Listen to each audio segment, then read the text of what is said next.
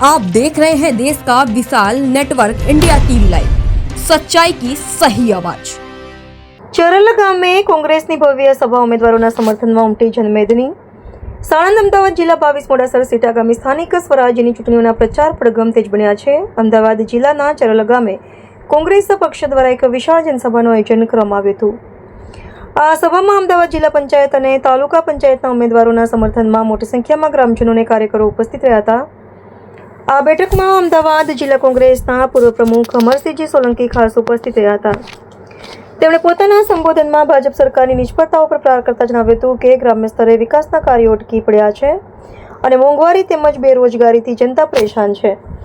તેમણે કોંગ્રેસના ઉમેદવારોને જંગી બહુમતીથી જીતાડવા આહવાન કર્યું હતું। ચૂંટણીના મેદાનમાં મહિલા શક્તિ સભા દરમિયાન નીચે મુજબના ઉમેદવારોએ પોતાની દાવેદારી મજબૂત કરી હતી।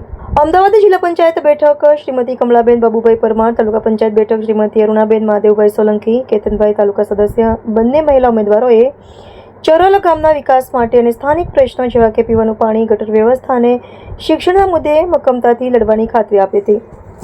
સભામાં ઉપસ્થિત લોકોનો ઉત્સાહ જોતા એવું જણાઈ રહ્યું છે કે આ વખતે ગ્રામ્ય વિસ્તારોમાં પરિવર્તન પવન ફૂંકાઈ રહ્યો છે। કાર્યકરો દ્વારા સૂત્રોચ્ચાર સાથે વાતાવરણ ગજવી દેવામાં આવ્યું હતું અને ડોર ટુ ડોર પ્રચારની રણનીતિ પર ભાર મૂકવામાં આવ્યો હતો। રિપોર્ટર ભરતસિંહ સાણંદ। તમે રાખ્યા છે અને તમે બધાને હેન્ડલ કર્યા છે એટલે તમારી સાથે જેટલી લાગણી જોડાયેલી હોય એ છોકરાઓ સાથે ના હોય। આજે તાલુકાની અંદર કોંગ્રેસ વિનમાં છે, આગળ છે। એક મિનિટ પહેલાં મારા ગામમાંથી ફોન આવ્યો કે પ્રદીપસિંહ વાઘેલા ગામમાં ડોર ટુ ડોર ફરવા માટે આવ્યા છે મોડાસરમાં। ઝાંપે ઢોલથી સામે થતા એને ડોર ટુ ડોર ફરવાની નોબત કોંગ્રેસે આજે લાવી દીધી। કેમ કે તમે 5 વર્ષમાં કશું કામ કર્યું નથી, તમે લોકોને ભડકાવા સિવાય કશું કર્યું નથી।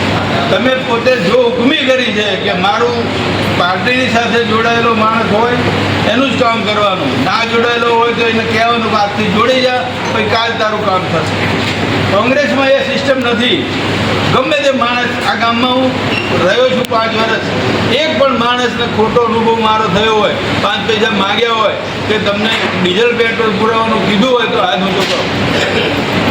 એક આખા વિસ્તારની અંદર કોઈની પાસે કોઈ પણ અપેક્ષા સિવાય જ્યારે જે માણસ આવ્યો હોય ત્યારે કામ કરે એનું નામ કોંગ્રેસ। કે અત્યારે આપણે જીઆઈડીસીમાં આપણા ગામડાઓ છે, આ જીઆઈડીસીનો તમને જે લાભ મળ્યો છે એ લાભ તમને તમારી બાપ દાદાની જમીન કે જે કોંગ્રેસ સરકારે 7/12માં તમારું નામ ચડાવ્યું હતું એ વેચીને તમારો વિકાસ છે।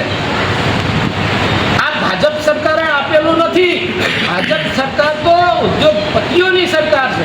તમારા ગામનું કંઈ કામ સારું કરવાનું હોય તો નરેન્દ્ર મોદીને કહેજો કે ધક્કાઘટ કરવા આવો, અહીંયા 200 કરોડ રૂપિયા ખર્ચી 15 દિવસમાં 2 વખત નરેન્દ્ર મોદીનો એક વખતનો ખર્ચ 200 કરોડ રૂપિયા 15 દિવસમાં એ વચ્ચેનું બંનેના વચ્ચેનું એક દિવસનું ગોઠવી નાખ્યું હોત તો 200 કરોડ આપણા બચી ગયા। વાહ વાહ કરાવવાની ભારતીય જનતા પાર્ટીના આ સિવાય કંઈ એમની પાસે છે નહીં અને હિન્દુ મુસ્લિમના નામે ભરમાઈ અને મત મેળવવાનું કામ કરી રહી છે। હમણાં અશોકભાઈ ભટ્ટના છોકરાએ હિન્દુ મુસ્લિમ અંગેનો એક અમદાવાદ જિલ્લા પંચાયતની સ્થાનિક સ્વરાજની ચૂંટણીઓ ચાલી રહી છે। એની અંદર મારા મિસિસે ઉમેદવારી નોંધાવી છે। 22 મોડાસર જિલ્લા પંચાયત સીટ, એની ઉપરથી કમલાબેન બાબુભાઈ પરમાર ઉમેદવારી નોંધાવી છે। આપણે જિલ્લા પંચાયતની સીટ જીતશો તો શિક્ષણમાં શું ફેરફાર જોવા મળે? શિક્ષણમાં ખાનગી સ્કૂલોને આવું બધું ચાલે છે એ બધું બંધ કરાવવા પ્રયત્ન કરીશું। મોંઘવારી અત્યારે તમારા ઔદ્યોગિક કેન્દ્ર છે બાજુમાં, બરોબર?